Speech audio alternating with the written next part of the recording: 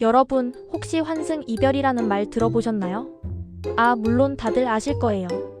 전 연인과 헤어지기 무섭게, 아니, 어쩌면 헤어지기도 전에 새로운 사람에게 마음을 줘버리는 이별 방식. 주변에서 이런 일을 겪은 친구를 보거나 혹은 본인이 직접 겪어보셨다면, 아니, 대체 왜 저러는 거야? 나랑 헤어지고 그렇게 바로 다른 사람 만날 수 있어? 하고 적잖이 당황스럽고 상처받으셨을 겁니다. 오늘은 바로 이 환승 이별을 하는 사람들의 심리, 그 중에서도 뇌 구조의 비밀을 낱낱이 파헤쳐볼까 합니다. 과연 이들은 왜 이별 후에 공백을 단 1초도 견디지 못하는 걸까요? 캐주얼하고 자신감 넘치게, 하지만 절대 가볍지 않게. 지금 바로 시작해봅시다. 자, 먼저 환승 이별을 하는 사람들의 심리적 동기부터 살펴볼게요. 크게 3가지 정도로 요약해볼 수 있는데요. 첫 번째는 바로 도파민 중독입니다. 뇌는 우리가 호감 가는 이성을 만났을 때 마치 팡파르라도 울리듯이 도파민이라는 신경 전달 물질을 마구마구 뿜어냅니다. 이 도파민은 쾌락과 보상을 담당하는 호르몬이라서 우리는 자꾸만 이 도파민이 주는 짜릿하고 행복한 기분을 느끼고 싶어 하죠. 한번 중독되면 끊기 힘든 게 도파민이거든요.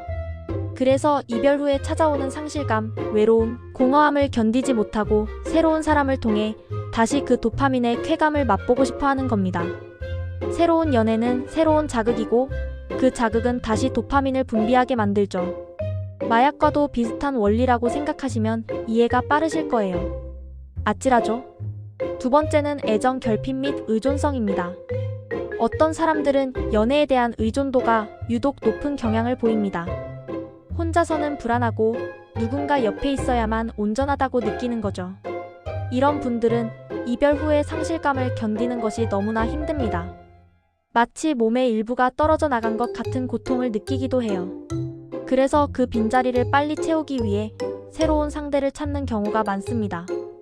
스스로의 내면을 돌아보고 치유하는 대신 외부의 존재를 통해 자신의 결핍을 채우려는 시도라고 할 수 있죠.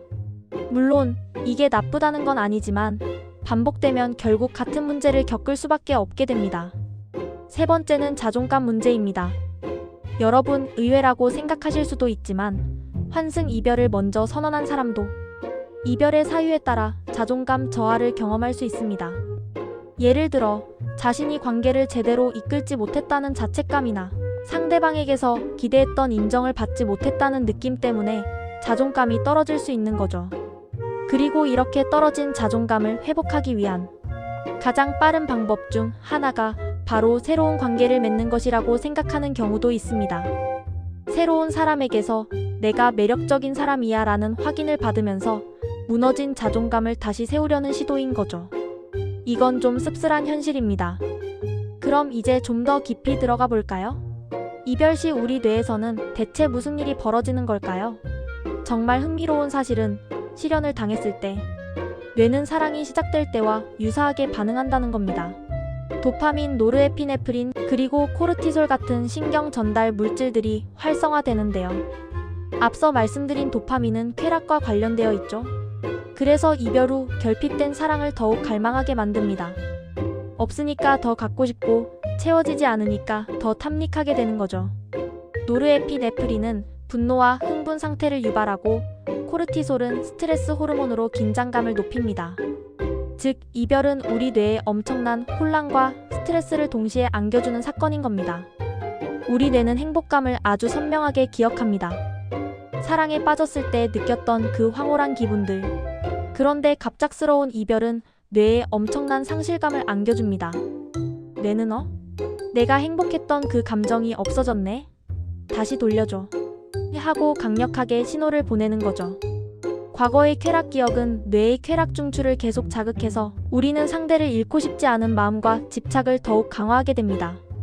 심지어 초기에는 이별 자체를 부정하기도 해요. 설마 아니겠지? 꿈일 거야, 이런 식으로요.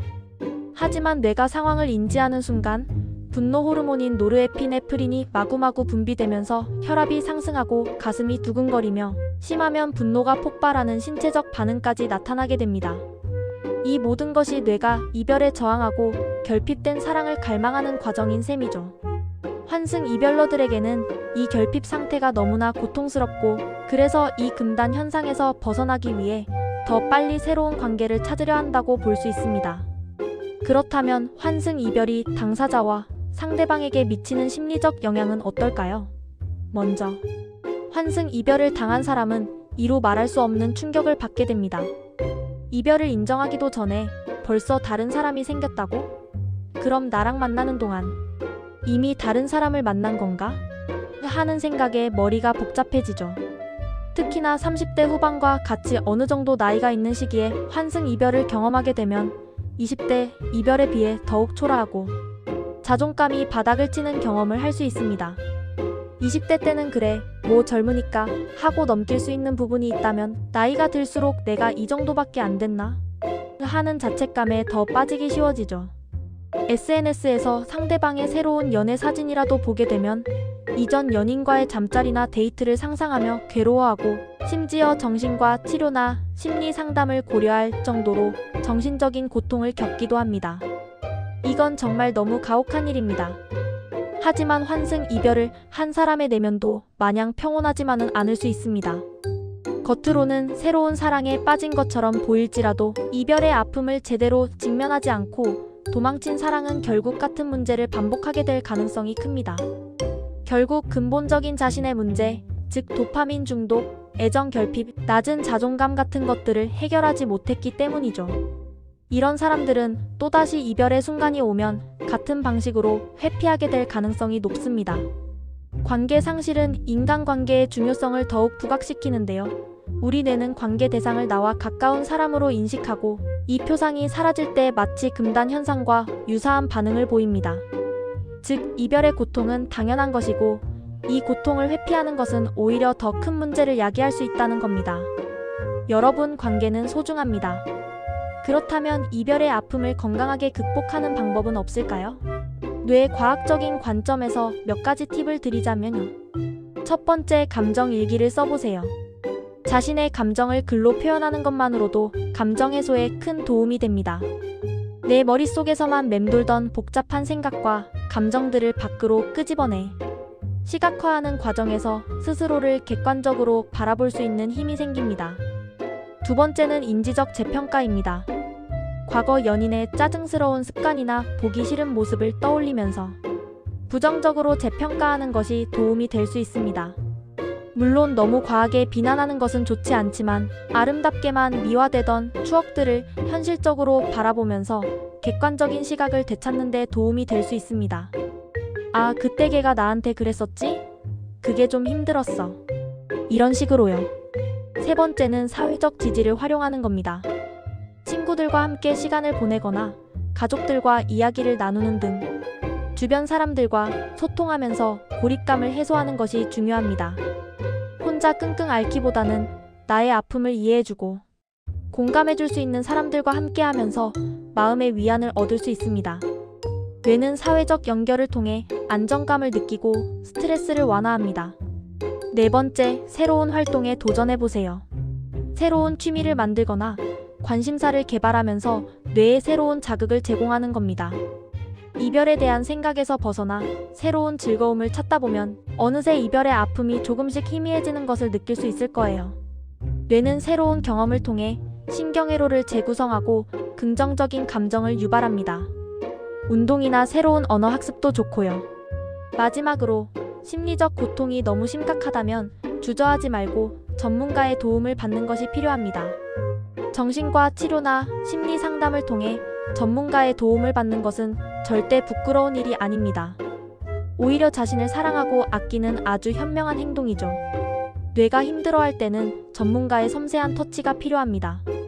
결론적으로 환승 이별은 단순히 한 사람의 변심을 넘어 복잡한 뇌의 보상 시스템과 심리적 메커니즘이 얽혀 발생합니다. 이별의 아픔을 회피하고 즉각적인 쾌락을 추구하려는 뇌의 본능, 그리고 애정 결핍, 낮은 자존감 같은 심리적 요인들이 복합적으로 작용하는 것이죠. 하지만 중요한 것은 이별의 아픔을 건강하게 직면하고 극복하는 것입니다. 오늘 제가 말씀드린 내용들이 환승 이별을 겪으신 분들 혹은 주변에서 환승 이별로 힘들어하는 분들을 이해하고 돕는데 작은 도움이 되었기를 바랍니다. 다음번에는 더 재미있고 유익한 이야기로 찾아올게요. 구독과 좋아요, 알림 설정 잊지 마세요. 안녕.